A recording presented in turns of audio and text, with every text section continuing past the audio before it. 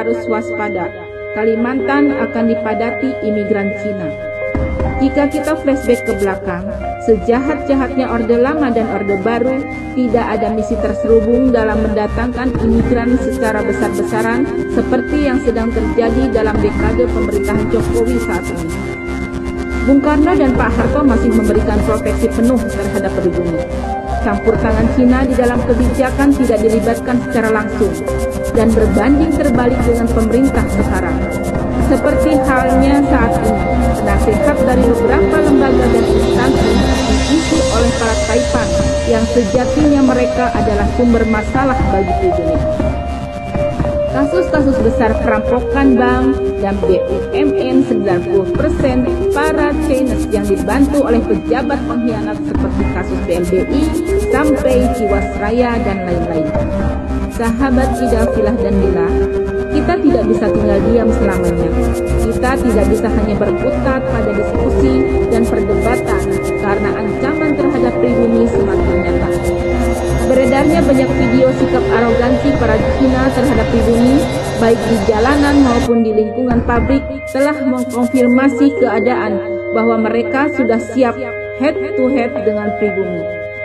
Kita tidak bermaksud provokasi ataupun mengkerdilkan etnis tertentu, tetapi pembiaran terhadap kondisi seperti ini akan berdampak buruk pada generasi pribumi yang akan datang.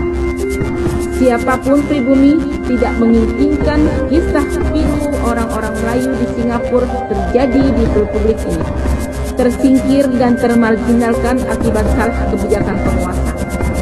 Saya rasa sudah saatnya kita ambil sikap untuk membahas masalah ini secara detail dengan seluruh elemen yang masih peduli pada nasib pribumi yang kian lama makin termarginalkan di tanah tumpah darah sendiri.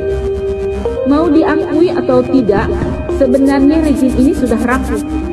Masih kelihatan kuat karena masih di-backup penuh oleh institusi Polri yang saat ini posisi-posisi strategis didominasi oleh orang-orang non-muslim yang tidak ingin Islam kuat. Tidak bermaksud meruncingkan perdebatan religius ataupun diferensiasi sosial.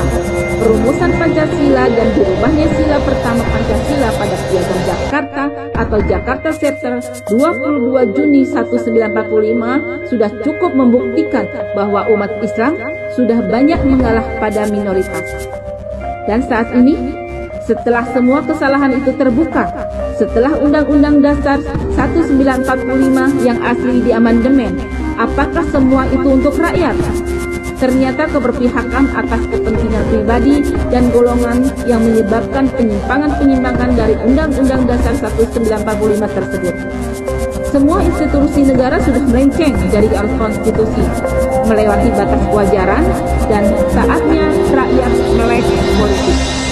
Hingga tahu dan cerdas menyikapi kondisi negara yang kian hari kian menggeser posisi pribumi dan menggeser hak-hak anak bangsa. Saatnya pribumi bangkit, mempertahankan kedaulatan bangsa yang sedang digerogoti oleh benalu dan badut-badut politik.